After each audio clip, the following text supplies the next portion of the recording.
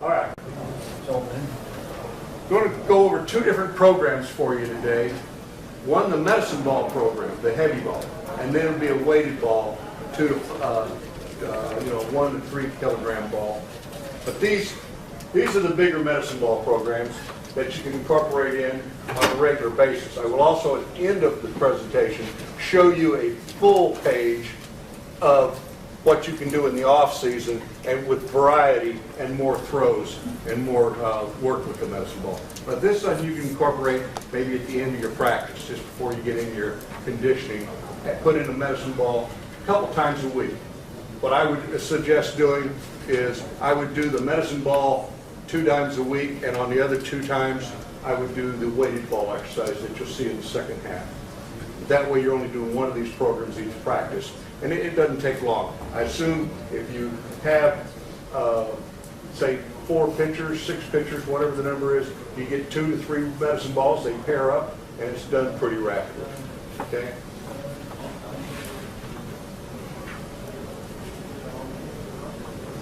Again, that's kind of the basic tip. We want to perform 2 to 3 days a week, 12 to 5 reps, 1 to 2 sets. First time you start off, you're only going to go through 1 time on this. They got to build strength up before you start adding to it. And we're working the core muscles. A lot of ways to cheat on a weighted ball program by using arms more than you want the core muscles working. Okay, the overhead backward toss, then what we're going to do is perform a couple pumps before you throw, use the legs and the back muscles, emphasize height and distance. We're trying to really get height and distance. Let's see if this works now.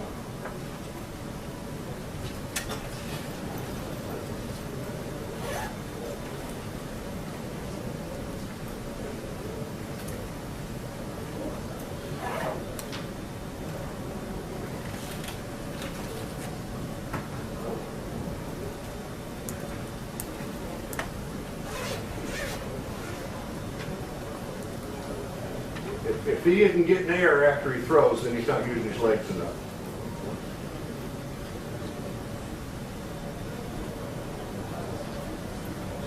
And again, it's maximum effort. They're not grunting and screaming and making noise like a shot putter coming out of there, then they're not giving you maximum effort. This is explosion.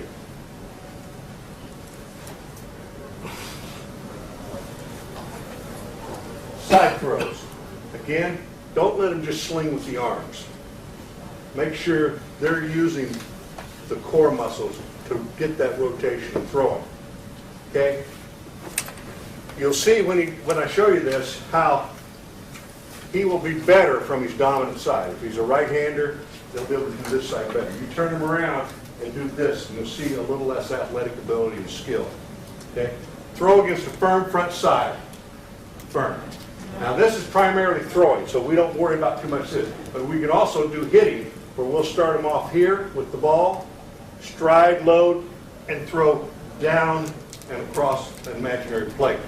Okay, so this is a throwing program, but you can also adapt side throw so that it's helping the hitting action. Okay, this is the big kid I told you about, had a sore elbow, but you'll see him perform things. He does things much more effortlessly and easier than some of the other kids I've worked with this summer. Notice him loosen up the hips, let the heels come up. We don't want to be flat-footed. If you're flat-footed, you're not using the right muscles.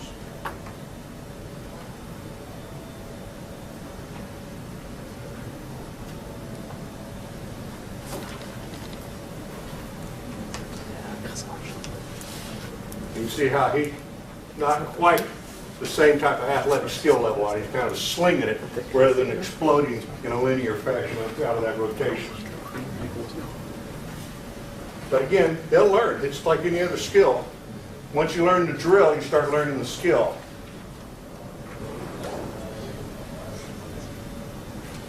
Running overhead throw, we have a lot of fun with this. And again, we want to emphasize core muscles. We don't want this doing most of the work. We want to use the body. You've got to arch the lower back. You'll see on these kids, they're not arching their back for the most part. They're running up and they're about here and throwing. We want to get the head and shoulders back and get the arch in the back so work in full range of motion. Throw against the firm front side. And then what I use for motivation is we get the radar gun out. Who's throwing it the fastest, and they get real competitive. I had some kids that weren't working very hard, all of a sudden their number come out 18 miles an hour, and they, oh no, I can do better than that. You can do it running, you can do it standing. I go ahead and let them run. Let's get it all in there. This is Oscar, same guy you saw on the stretch courses. Didn't arch his back very much. He was very stiff. With Oscar, I'd be really working on making sure he's getting back arch. But none of these guys arch their back enough.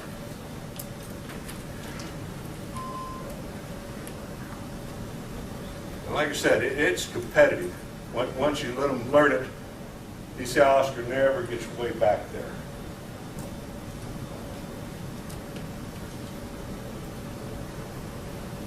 Said the big guys got real potential. They'll try to treat a little bit, try to use their dominant hand. Don't let them do that. Just straight overhand. Okay, now we're going, rather than throws, we're going to go into some diagonal movements.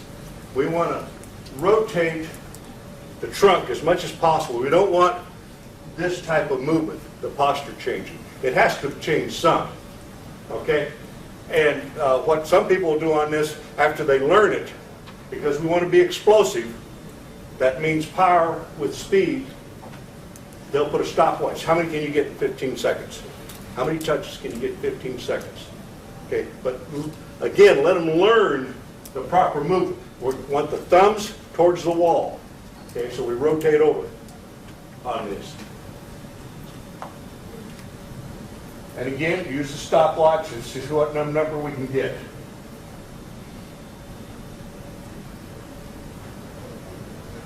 I can tell you right now, this kid is doing it better than most of your kids will do it. I mean, he's not doing very much body movement with touches.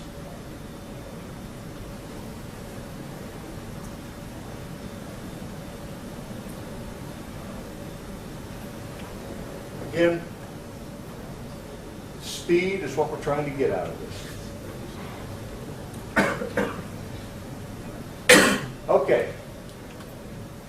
That is, you can see, is a real short program. You can do that every day and not have to cut much of your baseball stuff out. And we're getting forward, backwards, we're getting diagonals, we're getting side throws. We work things equally. Now, if you want an off-season program where you want to get more done, you're not going to have baseball practice. You want something to mix in with your conditioning program that Vaughn talked about today. What you do is you set up basically these categories. Legs, we want to work the legs with the medicine balls, we want to work the abdominals, we want to do rotational, and we want to do tosses. And about all you do is, okay, do 2 of the legs. You maybe, on another day, you might do 2 others, but we're doing the same, okay? So, we'll go through each one and you can see the choices here. Why is this thing doing this to me?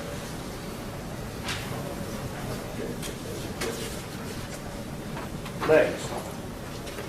I think most of you know these. You do squat jumps with a toss. Basically, you squat down and you jump and push to a partner over there. So we're using the legs. Again, talk about the technique. Make sure they're actually squatting correctly, not just bending forward, getting on the toes. Lunge, you can do lunge with a weighted ball and touch. With rotation, you can do lunge walk. You can do 45-degree lunges with the ball and lunges with the wood chop, where you're above the head, chop. Okay, work the other way, chop. Again, some variety. Just all you got to do is do 2 of those each day. Abdominal exercises. The old sit up and toss, where you sit up, push the ball to a partner, they throw the ball back to you, and you catch it. You can do it chest pass, or you can do it overhand. Doesn't really matter. Okay? Crossover sit-ups with a touch, where you come up. Now we're working rotational motion rather than just straight up and down like Don talked about. Okay? leg lift with a partner where you lay down and you grab these ankles by you stand on each side of your head and you bring your knees up and they push the legs down. Just another variety. Now also there's a couple in here that I started doing this summer that I don't have in it. One where you sit down and you got your feet and your shoulders off. I've got a ball and I'll toss with my partner here. I'll catch, touch, toss, and I've got to keep my feet and shoulders off the ground, but I'm catching, touching, throwing. Okay? That type of rotational habit are pretty good. And then of course the other set will be the other direction, both directions of course. Okay, rotational. In getting the V position, you can touch on each side rather than throw it. Twist and replace. You sit with your legs straight and you just rotate. And again, you're isolating there.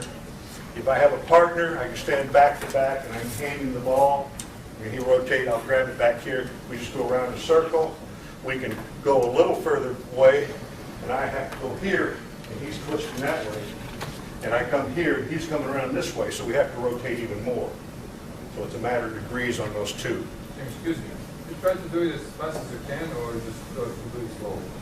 I'm sorry, I hear You try you. to do it as fast as you can? Oh, yeah, first you learn the correct way. When you learn it. But once we get it, remember, we're working on speed here, power, strength and speed together. If you're just going slow motion, you're just going through the motions. You're there filling time. We want as much as we can. Okay, like I said, you've got choices here. They don't have to do the same exercise every time. The tosses, you can do underhand tosses. We go side toss, traditional stuff. Chest pass, we'll do chest passes, lateral movement. Make a move, and just with a partner, we slide back and forth. Or you go around in circles, passing back and forth. Just add to make it more complicated and hopefully maybe a little more interesting. So I think most of you are familiar with those type of. Is that it? What is it? Okay. It doesn't have to be complicated, but it does have to be something you do on a regular basis. And it does have to be something that you teach and you supervise. If you don't, like I said, they're down there, okay, is this coach watching or not? You do it at the end of practice or in the middle or when the pitcher is on the side? I would think anytime, if you're going to work at it hard, you should do it at the end of practice. Being corrugated with the other drills that we did earlier to the end of the day or so? Yeah, the stretch cord ones. Stretch cord, that's not going to wear you out. Right. Okay, so you can use that even as part of your warm-up even. Okay, these, we usually do that, if they're going to throw and do some bullpen work or technique work, we probably wouldn't do these before. You don't want to fatigue the muscles that you actually want to rely on in the throwing action. So we do it at the end, combine it with our conditioning. Nothing real revolutionary there, but I think hopefully gave you some ideas where you can actually add it into your practice. Now we're going to go to a smaller weighted ball.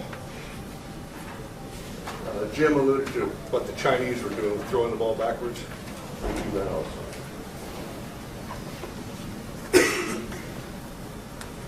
Okay. 1 to 2 kilos is enough. You can go more maybe, but 2 to 5 pounds. 2 pounds for cadets. Juniors can go, 3, maybe 4 pounds. If you're working kilos, do the math, 2.2. Again, you see all the stretch cord and the medicine ball and weighted ball, we're working on 12 to 15 reps, 1 to 2 sets. Okay? We're stressing velocity and form here. Velocity and form. Okay, back shaping. I think most of you have heard that term, back shaping drills. It started off where it's simple little matter with a regular baseball. I use this in throwing, where we do a little small rock and throw. You put them in the ideal release position. This is not the ideal release position, is my thing. It's here. And then it's there. Then it's there. Then it's all the way around and there. We do that with the regular ball. I'll teach different pitches that way. Put them in the position you want them in, B, release, and they should throw their curveball here. Okay, now we do it with a heavy ball. You just rock it slightly. At release, this shoulder's headed to this shoulder, this elbow's headed to the shoulder, this wrist is headed to the elbow, and the fingers are headed to the wrist. That's ideal. All I do is rock back, about to here. So now, this shoulder's headed to the elbow, elbow head to the wrist. I just reverse those positions. And all it is from here to here. It's not reaching back. It's here. And I'll tell you, they better be letting air out when they do it. If they're just doing this, go run laps. Won't do you any good, but at least I don't have to watch you. It's here. I want maximum velocity out of that little bitty range of motion. You got to police this because they'll try to reach back for more. Whoops. They'll try to reach back for more than you want. This is the small load. He's a little too far forward. This is a good comparison here. Like I said, this kid's a hard worker. And you see, he's only going back, so he just reverses the position. Just throwing this ball into the cement wall. And he's putting good effort into it. But he has to put a lot more head and chest into it than I or Mike would like. That's the same kid you picked up real fast by dropping down. I worked 2 weeks trying to get him to stay tall going home. He kept wondering why he's wearing out pants in his knees. Now look, this is the big strong guy again. Look how much less effort he has to put in the body action to get velocity. He's strong. See, you don't see a lot of head in position, posture change. And that's probably what drove me crazy for 2 weeks. This guy's the biggest, strongest athlete I got. And about all he did was get taped. And I can't for life of me figure out what all these strips of tape doing on the elbow does any good. But he's got a lot of potential. But you know what potential is? Means you ain't done shit yet. Okay, now we go to full load. And there's 3 basic positions, as I said, on the back shaping drill. Here to the gun side L, flat L, torque position, and throw. And then the full one is where I draw my elbows. Here to here. Okay? This is the full load. I want to load the scaps, I want to lead with the elbows. I do not want this. I don't teach that. Now, if you teach that, have them do that. But I don't teach that. I want elbows. Like I'm drawing back a bow, it's here. I will circle, but I circle around the elbow, not around the shoulder. Okay? And I accelerate, and I'm driving with the power side. When I put a weight in this guy's hand, he's going to have a tendency to want to use the directional side to create power. We can't have that. It's here, here.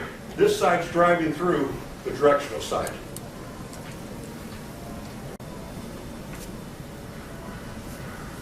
And you see them doing 2 different ways. These guys are not perfect. That's pretty good, keeping it level here.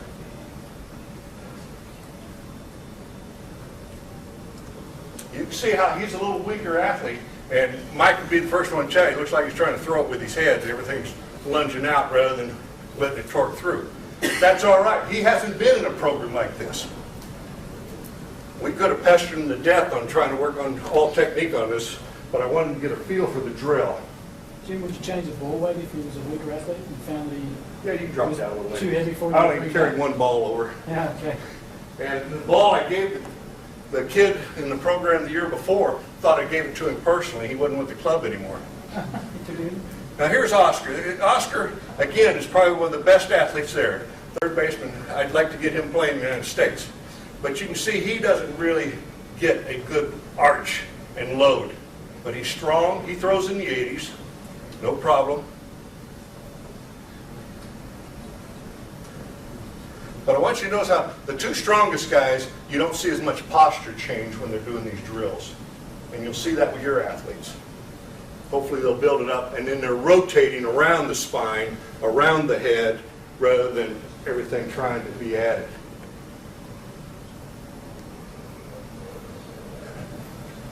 Okay, torque position. Now, I could go reverse, back shaking to torque, but here I want to just start him in the torque position. Okay? Like I said, I don't care where the glove is. I want to start him in the torque position, and I'm going to make sure this is the first move. Now this has got to follow quickly. I don't want boom, boom. I don't want mechanical Frankenstein's working here. But I don't want this, where this doesn't do anything. I've got to turn this over. I want the thumb down, somewhere in here. That closes that front shoulder, loads the scaps. And sometimes they'll tell you, okay, I want them to hold this for 3 seconds. Load the scaps for 3 seconds, then unload it. That's just a little added thing you can put into it if you care to. I told these guys, I want to hear them throwing.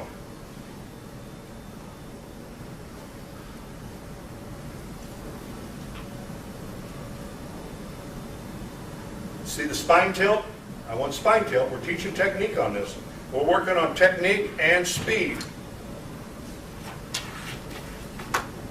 Guys, straighten up. He's getting tired.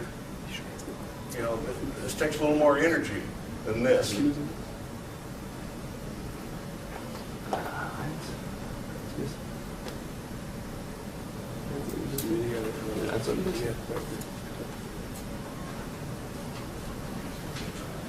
Oscar's got no problem with this. Cool. Cool. Okay. Nothing fancy here. But again, there's 2 or 3 key points that you want to make sure you're doing. Otherwise, they're just occupying time. Toss and catch. You start like this. Okay. Excuse me. Start, and you drop the forearm down. It's a little bit of plyo backwards, okay? So drop, toss, and you catch it sometime after it gets past your shoulder height. Don't catch it up here. I want them to catch it here. And then toss, catch. Don't want to be a lot of this and this movement. Again, the weight of the ball and the strength of the player will determine their technique and posture on this. This kid's got no problem with this.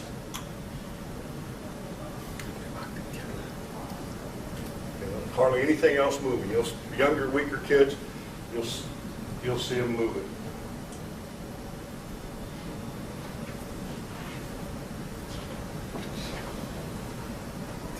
You can see how much more difficulty he has doing it.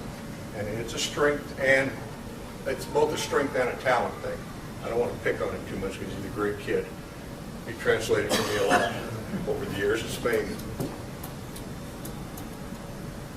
He's not as bad as, what was the guy's name last night in the movie? Who watched the movie? Kelvin Marshall. What? Calvin Marshall. What? Kelvin Marshall. Calvin Marshall. Calvin was it? Calvin? Yeah. He's not that bad. He's a good boy. You got the bill in the end, that's the one, that's the main one. Okay, back flips. This is the one that Jim was talking about. They did. Start with your back to the wall, elbow to the side, shoulder height, and you throw it back. Now he had to catch it. I didn't see that capability. The people I was working with hadn't thought about it. I want to make sure that the accelerators are working here. We've already done a lot of forward work. Now we got to do the backward work. So, like I said, goes on vacation every once in a while.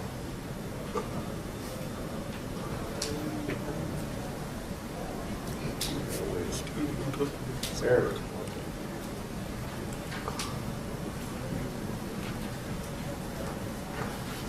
Stand here, a little bit of plyometric, let it stretch out, flip it back. You can see how he kind of cheats with the head and shoulders.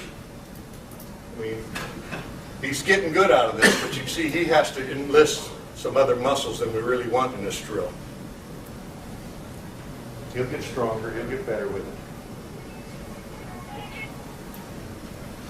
Reverse throws, you start in the stride position with your back to the wall, and we're going to just throw backwards, okay? Again, we're working on the accelerators, and you have a guy working with them.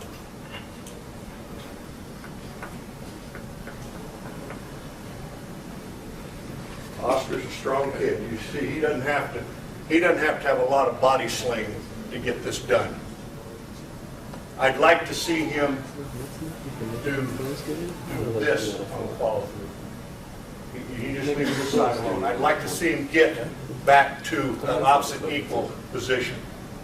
Again, one of the reasons I thought these were actually pretty good is it's going to show you some of the mistakes your kids are going to be doing when they start this too. But you can see how he doesn't do anything at the front side. I'd like to see him do this as he throws back. Yeah. We're working on the deaccelerators here. Okay, we're just working backside. And I think Vaughn made a good point, or at least I hope you caught that point, in that we got to work more on the backside. Oh, there he is back there. I'm scared to show that. You wouldn't be here. I didn't want to show this stuff. Tell me later all the stuff I'm doing wrong. Hey, it's a learning process for me, folks. This is the first time I've implemented this stuff. I wish I had a team where I could do stuff. And I'll tell you, you can experiment. Talk about the risk and reward. You can try stuff that won't hurt your kids. You know, you don't want them running out playing in traffic type risk. But if it doesn't work, fine, we throw it away. But you'll be surprised what you can find if you're working with it. Don't say this is the final answer. I can tell you right now, I'm giving you better stuff than I would have given you a year ago, giving you a lot better stuff than I would have given you 5 years ago. I see you next year, I'll have it better. It's not going to be the same. If your players expect you to do the same thing year in and year out, then they don't think much of you as a coach. I remember an argument I had up at the EBCA a long time ago. One of the best things I've learned in coaching was up in somebody's room with about 10 or 15 coaches drinking beer, arguing about this. Should we lead off this way or should we lead off that way? And there was a young coach arguing with an older coach about some issue. I don't remember what the issue was. But the older guy finally said, look, I've been coaching 20 years. I know what I'm doing. And the young guy said, no, you haven't. Oh, I sure have. No, you coached 1 year 20 times. And, okay, again, you can see he has to work a little harder because he's not quite as strong and not quite as skilled. But he's getting good out of it. Was? Das ist ein Lebensmittel. Okay?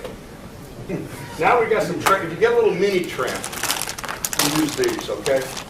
And the trampoline, I didn't realize until I was looking at this, and we didn't really show the trampoline, but two guys are holding a small tramp up against the wall, and they're throwing the ball into the trampoline. Okay? And we start in the torque position, and we're going to rotate. Start it by rotating the elbow down, and throw and catch the ball. And again, there's skill involved in this. It takes them a while to learn this. And you've got to stop it, release, and catch the rebound. If I showed you some of the other ones I've got, I mean, they're missing the ball, they're compromising. But again, the big, strong guy, he's better at it. Now, do you see anything in there you would coach him on? Elbows, good. Elbows are a little low. Well, that's fatigue. He's getting a little tired. So get the elbow up. But again, you can see this kid's a pretty good athlete. This is the first time these guys are doing this stuff. And he learned it pretty quick. Now, the other thing is they like to throw it and catch it and hold it here. He should catch it and bring it back. I don't care. He's getting a good workout here, both ways. Okay, back shake and catch. Okay, again, we're going to start in the ideal release position, and we're going to rock, throw, and catch. And again, work the power side, don't work the directional side. He's starting a little too low. I wouldn't want him here. I'd rather have him here. Go back, throw, catch.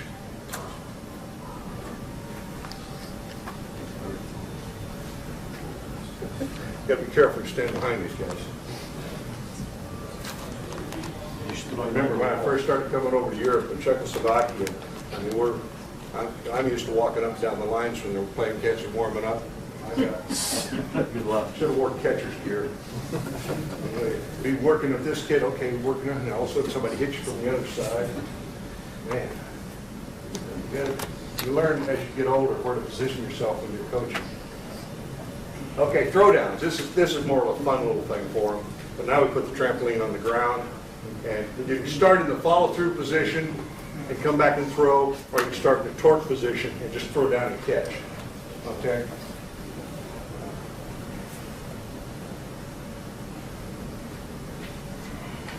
Now, when they start off, you see you're not getting much good out of this because you go pretty slow. But later on, they'll learn to explode and catch. If there ain't any competitiveness in these kids at all, they'll learn to get faster and make it harder on themselves.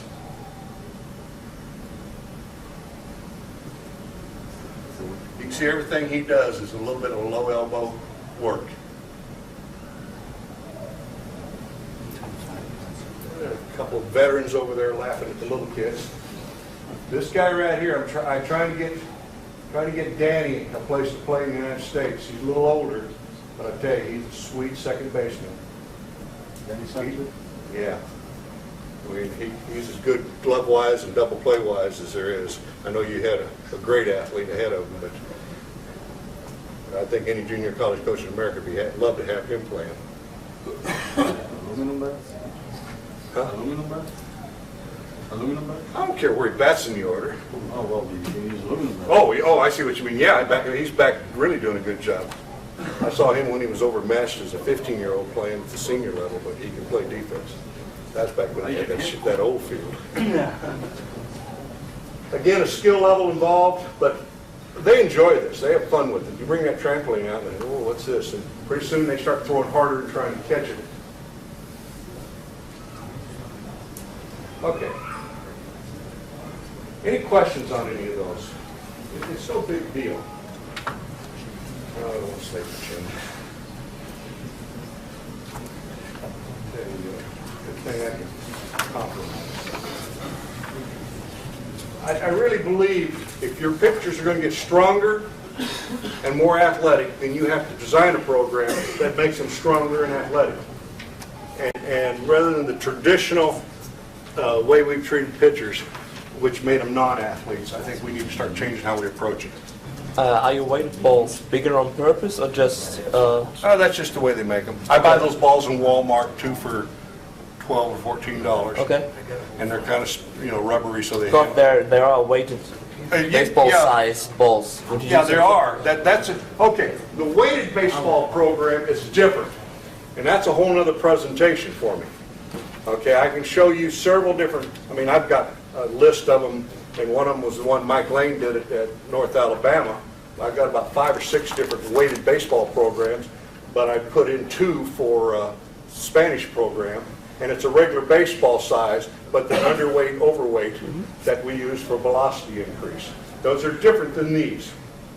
Okay, that's a different program. These are meant to overload on short drills that you can do, and you can keep doing them during the season. Now, when we put in weighted ball program, I know when I was in Portugal, there was one Canadian pitcher that he found out I had these weighted baseballs, and he before he'd go out and pitch, he wanted to throw the 12-ounce baseball, throw it easy and long.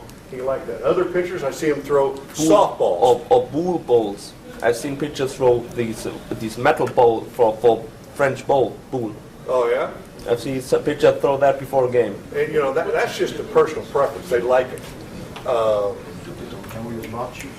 Yeah, bocce balls. Yeah. Oh, Can we use bocce? But these rubber balls that you buy, if you go on the internet, you can get them. But like I said, we're lucky we got Walmart in America, and I go there and they get 2 for $14, and I keep bringing them over here and giving them away. Paying the extra luggage. But they're spongy. You throw them against hard walls, and cement walls, stone walls, whatever. But I'm a big believer in overload. I really think that will get you your pitchers throwing better, and in my view, they're much better protected. Okay. What age? What? What age wouldn't you do it? I'd start with cadets. 15? Yeah. Yeah, and you get the lowest weight ball, maybe a 1 kilo ball, and they're ready. And I think if they start learning at that age, yeah, juveniles just play, have fun, do a few things, but when they start to be 13, 14, 15, they need to learn there's more to being a baseball player than just grabbing a bat and a ball and going out there. And if they learn that, then when they get to tomorrow's team, they've got a better chance of handling the advanced program that he has. But they learn it early on. That's part of being a baseball player. Okay, great. Hey, you've done a great job today. It's been a long day, and you've really been good. Have a good night, and we'll see you at the gym.